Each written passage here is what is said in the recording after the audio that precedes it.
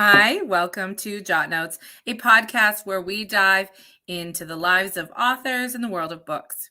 My name is Jenna Green, and I'm a YA fantasy author of the Imagine series and the Reborn Mark series. Joining me is co-host Miranda O and producer of this podcast. She is a contemporary chick lit author of the Chin Up, Tits Out series. And she has the privilege and honor of introducing our guest for today. Hi, Miranda.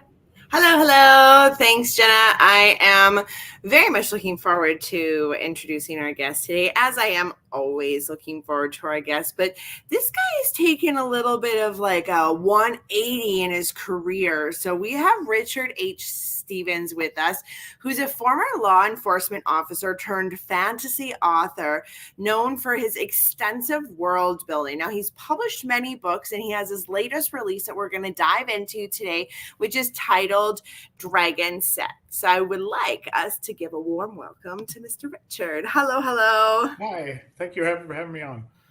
We are thrilled. So I want to dive into this whole law enforcement turned author and fantasy author, I bet. So you didn't become a professional writer until later in life. So outside of law enforcement, what other careers have you might have dabbled into? Yeah, no, that's correct. I started writing when I was 9, and I started writing fantasy when I was 17, but I also had a child when I just turned 18, so I had to leave school and attend the working world. And at that point, I worked as a shipper at a local bakery for 22 years, and while I was doing that, I kind of dabbled in my writing, but I had a couple more children, and their priorities always took precedence over mine, so I never really did write a lot, even though it was always simmering in the background. So I had my original series in my head for about 35 years before I finally published it. But when it was in my mid-30s, I went back to get my high school diploma so that I could leave my job as a shipper and do something else. And I joined the local police service as a special constable. So I wasn't a road officer that you'd see out in the road. They didn't even allow me to carry a gun because I worked hand in hand with the prisoners. So when the prisoners were in the courthouse, it was my duty to watch them and take care of them and make sure that things were safe for everybody involved in the courthouse until we got them back in the transport vehicles and off to whatever facilities they were off to for the night or the weekend. So I'm not an alpha male, and I'm not a big, strong guy. And it started wearing on me being in the police service. The stress was starting to get to me. And after 12 years, my wife and I came to the decision that for the benefit of my health, it's probably better that I leave the police service before I die in the police service. So I left, and with her support, I am now able to realize my boyhood dream of writing books and writing fantasy. So yeah, it's been quite a journey. That's fantastic. And the fact that, you've had this since, let's call it day one, like this urge to be a storyteller and an author, and life has pulled you in a lot of different directions, but you've come back, you've circled back. Jenna and I often talk about being moms and sometimes writing, and both having careers as well. Writing takes a back seat. Or Jenna's really good at this, writing on Post-it notes, where I'm just like, I need a whole day. I still haven't been able to write on Post-it notes to get my stories out. Jenna has a few years on me, but I just love the fact that you've been able to circle back and really pursue that dream. It just goes to show you that it's never too late to start your dream and be successful at it. So my next question for you, and the part of me is burning to say, like, did you get any story ideas from being in law enforcement? Or like, if not, then where do you get your ideas from? Yeah, to answer your first question about ideas in law enforcement, I wish that I wrote down things that I saw. When they say that truth is stranger than fiction, it certainly is. And when you deal with the 5% to 2% of society that are not what the regular people would have to deal with, it's really an eye opener. And it's something that I would never bring home to my family, because a lot of it is very disturbing to think that a human being can do some of the things that these people do and the way they think. And so I tried to turn it off after every day. And after I left the police service, I'm thinking, wow, what a wealth of information I could have had there, but it's not something that I wanted to think about. It was just it's very startling. And unless you walk in the shoes of a police officer or someone who deals with this nature of society, it's like you would not believe the things that I could tell you. And so I just didn't. I didn't bring it home to my family. I didn't want them to worry. But that being said, so no, I haven't written any of that down. And my inspiration came from actually the song "Run to the Hills" by Iron Maiden. It's a heavy metal band, and the song came on in 1982. One November evening, I had left school so I could get a job to support my son who was coming. And that song came on, and even though it's not a fantasy song, it's more about the Native American, it just spurred this fantasy story in my head for whatever reason. And right away, I knew it was going to be 3 books. I knew how it was going to end. I just didn't know how I was going to get there. And it took me 35 years to finally write that first book. But that is fantastic. And I can't agree with you more. My partner is also in law enforcement. And when he first started, he would come home and I would sit eagerly like, ooh, tell me what you experienced. Tell me what you saw. Tell me what you did. And he's like, I'm sorry, like I have a 45-minute commute on the way home, and I leave it on that 45-minute commute. Like there's nothing to talk about. Like I'm home safe, and that's all that matters. And now I'm like, okay, months, years later, you're like, okay, that's, you just stop asking questions. Did you have a good day? Yes. Like, is there anything interesting that you want to share with me? No. Okay. I used to take it personally because I came from a household, like an upbringing where we discussed the details. My parents worked from home. So their home life and their work life is very much intermingled. And to me, that was normal. And now I'm like, oh, that's not every job. That's not every profession that you bring home your work life. And it is healthy to separate those two. I often encourage him to go, I'm like, maybe you should go like talk to a therapist. Not that you need it, but like it's good preventative maintenance from letting it kind of like bog down your mind and eventually your physical being. So I'm glad that you made that choice with your wife after a decade to move into something that would fuel your passion versus suck the soul out of the life a little bit more. Yeah, for sure. And I was doing a call, like sometimes I was on the road and I was sitting in front of a house, and the first thing you do as an officer is you dispatch lets you know where you're going and who you're dealing with. But I had paperwork in my hand, so I could see that it was a female. Not that makes it any better, but I looked at her date of birth, and she's a 70-year-old female. So her date of birth was, I'm thinking, okay, well, I don't really need to be too guarded going into here. It should be just a pretty routine call. So, you always want to know what you're getting into before you get there if you can. But I was sitting in the car and I'm looking at the house just before I went up to knock on the door, and I'm thinking, wow, that is 70 years old. At that point, that was 19 years for me. Like in 19 years, I'd be 70. I'm thinking, well, what do I want to think about and look back at when I'm 70 and say, what could I have done with my life? And my dream has always been to be an author. And I'm sitting in the car and I'm thinking, it's not a dress rehearsal. We don't get to come back and do this again and learn from what we did in our first life. You only get one shot at it. So if I'm going to ever write my book, it's got to be now. And with, my wife is very supportive. So I was very thankful for that. Oh, that's absolutely fantastic. Well, and authors can find a lot of excuses to procrastinate. Very much so. We can find 1.5 million reasons to procrastinate. But then at the end of the day, I was actually just speaking about this, but at the end of the day, we've all written a book, and at the end, and that's 1% of the world population writes and publishes a book. So, the fact that you've done it once, multiple times, you're in the 1%. So that's a good pat on the back. Now I have one last question before I'm going to pass the talking stick to Jenna here. And I'm curious because Jenna's a fantasy writer and I am not. I don't know if I could build worlds, but you are known to building extensive worlds. So what's the appeal to the fantasy genre for you, not only as a writer, but also as a reader? As a reader and a writer, Terry Brooks, someone introduced me a local bookstore proprietor when I was 16. So I went in the store looking for a book to read. I used to like science fiction because I saw Star Wars when it came out in 1977. So I started writing science fiction back then. And, me and my friends would go off and save the galaxy. And when I went into this bookstore looking for a book, the proprietor he suggested I read The Sword of Shannara by Terry Brooks. Okay, I'd give it a try. And I instantly fell in love with fantasy and reading it. And then I read Lord Falbal's Bane by an author named Stephen R. Donaldson, and his world building is just out of this world. It's just totally incredible. He's got kind of a sad sack hero, but his world building is incredible. And I was just so enthralled by the whole thing that I wanted to write fantasy from that point on, and I've never looked back. And that's all I really read. Once in a while, I'll read something just a little different, classics and stuff, just to get a different viewpoint. But I always go back to fantasy for sure. That's fantastic. Jenna's like itching. I can feel her because she knows.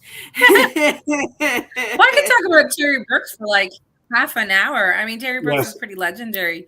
He just finished the Shannara series too. Obviously, Tolkien. There was Tolkien before him, and then there was kind of a bit of a gap, and then he took Tolkien, and there is some elements of that. But then he made it his own. And that's what really made Terry Brooks so great, is you still have, the wizard, and you still have, elves and dwarves and things, but but then he changed it all beyond that. And that's what really, really gave a message to a lot of fantasy authors, that you could have those elements of Tolkien and then go off on your own adventures and expand. Sure. And I remember reading those when I was in junior high school, and I was like, you can have all these elements and tweak them and make them your own style. So have you finished the series? He came out with his last book in the Shannara series some point last year. Yeah, as soon as that kid comes around, I read 12 books a day, but they're all like picture books. I'm a different kind of fantasy author, in that I know a lot of fantasy books, and I definitely do read them, but I read a little bit of everything. So, but the original, the Sword of Shannara, the Elfstones of Shannara, the Wish Song of Shannara, the original trilogy. Yeah, I'm sorry. See, you're better at it than I am. But I'm also a YA fantasy author, and there's a lot of parallel, but I mean, we have good world building, but there's something about the adult fantasy authors. They go like above and beyond with the world building. You have more words to do it with.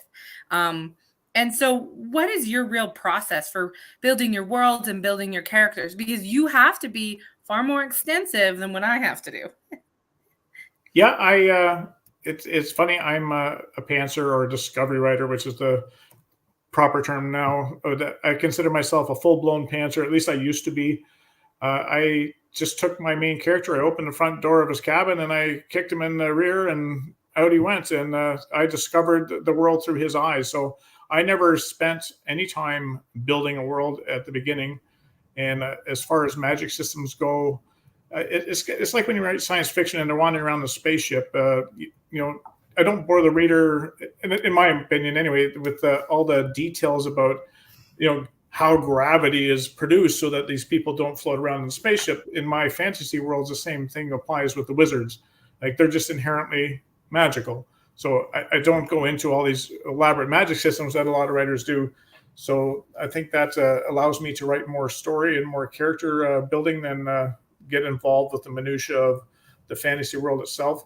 But as I go along, every time I write a book, I get two more in my head. So I start taking notes out of the book I'm writing, and I start throwing them onto Excel spreadsheets and all these different tabs. So I'll have tabs for all the characters, so that if Jenna has green eyes in my story in page 12 and she's a minor character, maybe I mention Jenna again when we go back to her town in book 3. And oh God, what color eyes are Jenna's? Because the reader will know. Like, if I say you got blue eyes, my readers will just say, hey, wait a minute, how come she's got green eyes in book 1? So I don't have to sit there and read through book 1 to find my reference to Jenna's green eyes. Right. I just find it on my Excel spreadsheet and bang, away I go again. So I'm generally a discovery writer, but as I build more and more into the series, I've got many, many Excel spreadsheets with character names and places and dragons and all that stuff. So, yeah. Yeah, so as far as building fantasy worlds, and then maps too. You got to have maps in fantasy, especially epic fantasy. Because if we are writing romance or whatever, and I say we've just jetted off to Paris, France, that's all I have to say. I don't need to describe where it is in the world. You know where it is. But if I say we're going off to Grecian, well, you don't get a clue unless you've been in my world before. So then you go back to the front of the book and look at the map and go, oh, there's Grecian. That's where they're going. So yeah, and I'll start drawing the maps out, and then I have reference points for how long does it take to get from Nordic Wood to Grecian. It takes so long by foot. It takes so long on horseback. It takes so long by dragon flight, and I'll keep notes of those. So 10 books down, all of a sudden my characters are traveling from Grecian back to Nordic, and how long did it take them to get there? Because the readers will call you out on it if you're inconsistent. They're a lot smarter than I am. They know my books better than I do. Attention to detail is key. They read, but they, more than any other genre, they reread. They study. Yes, yeah, for sure. They become so immersed in the world that, like I've read Lord of the Rings like 3 times, and I don't think I've read any other books more than once. But they, except Jurassic Park, that book is phenomenal. But like they get so immersed that they want those little details. They will go back to find out. My eyes are hazel, by the way, but they will go back. They want to know those details. Like Harry Potter fans, we know what's been changed in the book to the movie. We can tell you what line was given to a different character, where it was moved from the plot. We can tell, oh, you were not wearing that. It was green sweater, blue pants, not blue pants. Like, there's just something we crave those details, those information. And oh, for sure. Yeah. Well, they'll know. And the reader, like, especially if you're a fast reader, will read that book even if it's 600 pages in like a week or less. And whereas it's taken us 6 months to however long to write that book. So, though everything that they've read from page 1 all the way through is very fresh in their mind. Whereas even though you're the author, a lot of the minor things are not fresh in your mind. So because your head is just buzzing with everything else going on in your world, you kind of forget the little things, but your reader does not. Yeah. I was drafting a book once, and I was writing, and then I had to stop. I had report cards, and I had badminton to coach, and so I went like a month, and I didn't write a thing. And I picked it back up, and I just kept writing, and I forgot to go back and like kind of review the last few chapters, which is something I do now. And I have a friend that I always send my stuff to. She's like my beta reader. She's like, I have a question. If this character dies in chapter 18, how are they part of, the action in chapter 20? I was like, you ask good question, right? Like we forget. We're trying. We're building it raw. We're building those materials, right? And so and you're very much very smarter than I am, because when I wrote my first YA fantasy, I did the same thing you did. I just, I wrote it, but then trying to write the sequel, I'm like, oh, right.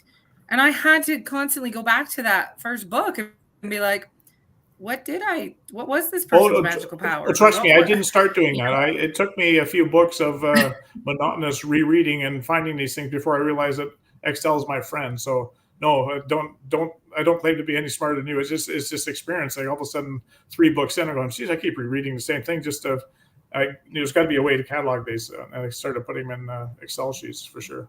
And it's funny you mentioned that character of yours that was suddenly alive again. My 3rd book in my original series, Into the Madness, there's a jewel that goes into the tang of the sword, and I spent a third of the book on this quest to go get this jewel, because this jewel is supposed to be so important to the outcome of the whole series. And I never mentioned it again once they find it.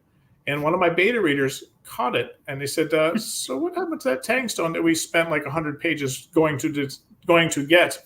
And oh my God, like I forgot to actually have the scene where the stone actually gets embedded in the sword, which makes the sword magical so they can deal with the dragon. Had you not said that, I would have published it, and it would have been a mess. Whoopsies. Yes, for sure. That's funny. Yeah. There's an author, his name's Brendan Mull, that kind of detail. My brain doesn't even work in that there's an author. It's fascinating. Sorry, Jenna. Oh no, I interrupted you earlier. There's an author, Brendan Mullen. He's YA fantasy, but he actually published a book where he had a character's middle name had changed from like 2 books before, Mhm. and all the fans, all the kids, all the teens are going, you changed his middle name. But he covered it really well. He tells the anecdote. He's like, no, I didn't mess it up. It was his grandma, and she messed it up because she's got a lot of grandkids and she forgot his middle name. I was like, that's genius. You didn't mess it up. The character did. The character did. It was the character's fault. Character messed it up. I love what you said about discovery writing. We know plotters and pantsers, and I'm a hybrid. I'm a plantser. But we're starting to get lots more definitions of a pantser. We had an author a week ago or so, and she called herself an intuitive writer, where intuition told her where the story was going. Okay. I think I'm a bit more like you. I'm a discovery writer, and even if I have something kind of planned, I might write a line or a piece of dialogue, and then I'm like, oh, well, obviously that means this has to happen, or this could happen. Yeah. And I think, and you can tell me if I'm right or wrong, but I mean, and plotters, there's billions out there, and I'm a half plotter. But I think that the discovery approach kind of opens up your creativity a bit, about you're not so rigid in it that you can't change. And you're like, if you get an idea, you can go with it. Yeah, no, and for sure. And I think that the biggest bonus about being a pantser is that I get to enjoy the book just like the reader does, because I have no clue what's going to happen next. My characters tell me what's going to happen next. And so for 35 years in that first series, I always knew the ending. It was never going to change. I knew how they're going to deal with this evil sorcerer at the end. And 2 people had to be involved in the climax. Halfway through Into the Madness, one of the characters does something so bizarre that they're not even involved in the book anymore. And I'm going, oh my God, what am I going to do now? So 35 years, I knew the ending. And this is where the dragons came into my story. So as a discovery writer, or a pantser, or whatever you want to call it, intuitive writer, I certainly wasn't intuitive. So maybe I'm not an intuitive writer. But yeah, I had no idea that was going to happen. And 35 years later, all of a sudden I was left with no ending. And a dragon came in the story, and I thought, oh, great, I got to explain to my readers why for 2.5 books there's not a mention of this beast that's the size of a house and it's terrorizing the countryside. And where did they go? So then I wrote the Reecah's Flight series, and that explains where my dragons go. So they're not prevalent in the Soulforge series. I keep writing backwards. It's like Star Wars came out in 1977. I keep writing behind the original series. So the original series is actually the last series in my universe. Hey, you know what? Backwards, forwards, sideways always work when writing, right? For sure, but it's confusing when I'm sitting at the market or at a book show, and people say, "Well, where did we start?" And chronologically, that series is number 1, but I'm not finished writing that series. And this series I wrote first, but it's actually the end of 35 books, so we haven't quite got to there. So yes, it can be confusing for a reader who doesn't know me. Start yeah, here. I've been there. Yes, exactly. Yes. In this general area on my table, anything you pick up will work. All my trilogies are standalone, so you can pick up the Legend of the Lurker, which is the Reecah series, and that's Reecah's story. So her story starts in book 1, her story ends in book 3, and you'll never hear more about Reecah other than maybe as a historical figure, because many years go by and all of a sudden someone, hey, do you remember the Hill Witch? And then they'll go on about Reecah for a bit, but she doesn't actually appear in the story anymore. So that's her story. So you can pick up any of my trilogies, and you're happy that you've read a whole story. Oh, cool. I like that. And can you tell us a little bit about your newest release that came out? Oh, sorry again, Jenna. It's okay. Sorry. Both of us went at you. Go ahead, Jenna. We can talk about your new series right after that. Okay. I didn't say anything important. I just said that's really neat. Not everyone does that. I did, yeah. Right. I like that. I said like nothing important.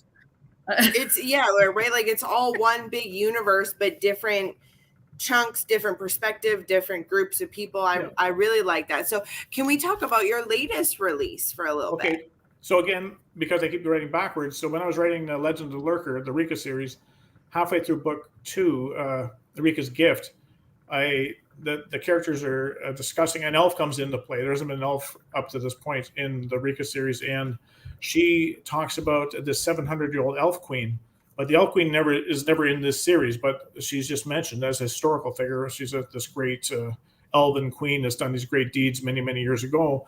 And as I'm writing the Reecah's Flight series, I'm going, I've got to write, I really want to write the Elf Queen, the Rise of the Elf Queen. So that's what I did. Once I finished the Reecah's Flight series, I went back again and I'm writing the Rise of the Elf Queen. So in my world, the female ascends the elven throne. And in the human, like the man kingdoms, is still the male is the one who ascends the throne. But in the elven world, it's the female. So this is a spoiled princess who lives in this really posh palace. And in the opening scene, the queen is on her way through this palace, but to avoid all the highbrows and stuff like she doesn't want to talk to, she just wants to be left alone. The queen takes this underground passage, and something happens where all of a sudden she discovers there's a plot to kill her daughter, to assassinate her daughter, and she starts worrying about it. And she can communicate with the Fae, so she goes and communicates with the Fae, and she realizes that her home guard aren't sufficient to save her daughter from being assassinated by this. I call him a wraith. This wraith is lingering around trying to kill the princess. So she exiles the princess, this spoiled 17-year-old princess, who is so used to people looking after her and brushing her hair, and she's got her own horse, and she's all happy, and she's going out with the horse groom, which the king doesn't appreciate. And she gets the queen exiles the daughter to this rock. It's a dragon colony. She figures only the dragons can keep the princess safe. And of course, the princess is not happy at all about being exiled to a rock when she had everything in the palace. So, but it's all about Odeling. She's a princess. Her rise to become this great historical figure. When she first starts out, she's just a whiny 17-year-old teenage girl who's spoiled, and but she, life events conspire against her, and she quickly grows up and becomes this great historical figure.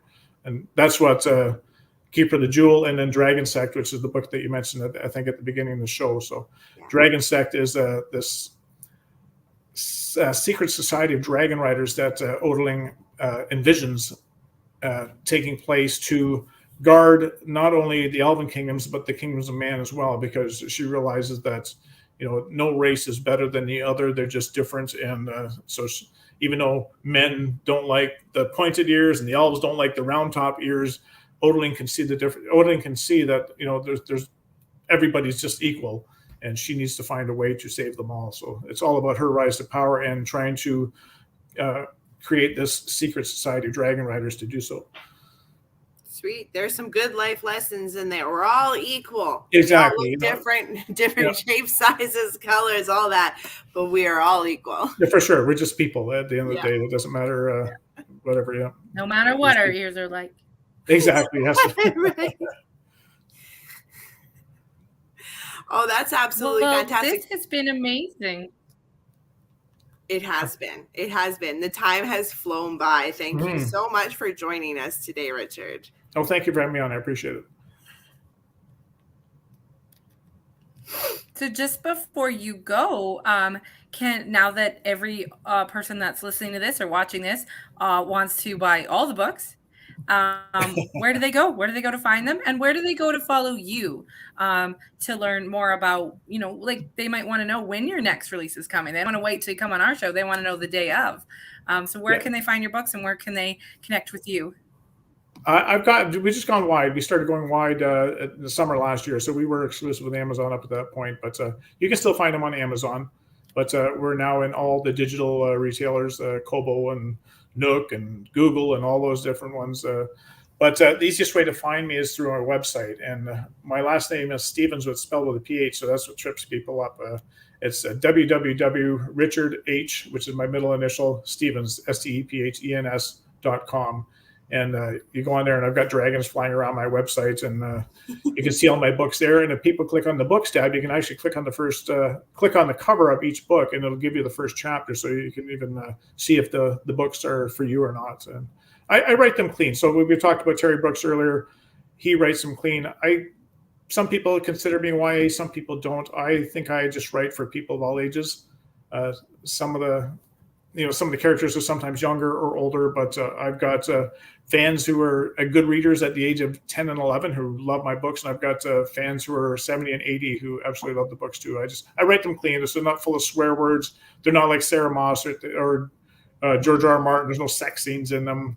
You know, if something's happening between the characters, it's behind closed doors. So, but the best way to find me is through my website, www.richardastevens.com. And we have them in the description in this podcast, so you can simply click the link and follow Richard and find out when his next series is coming or get his next books, test them out, try them out. But huge thank you to your time today, Richard. We had a great time. I feel like Jenna's a little tickled pink right now, which always makes me happy. So thank you. We can't wait to see what comes next from you. And again, just I hope you had a great time, because we sure did. I did, and I appreciate again that you guys had me on. Beautiful. Thank you. Awesome. Thank you so much. Just before we sign off, we need to send a big shout out to our show sponsors. So thank you to Writers Corner Network and Creative Edge Publicity. And of course, the biggest shout out and thank you to all our viewers and all our listeners. Thank you so much. Bye. Bye-bye.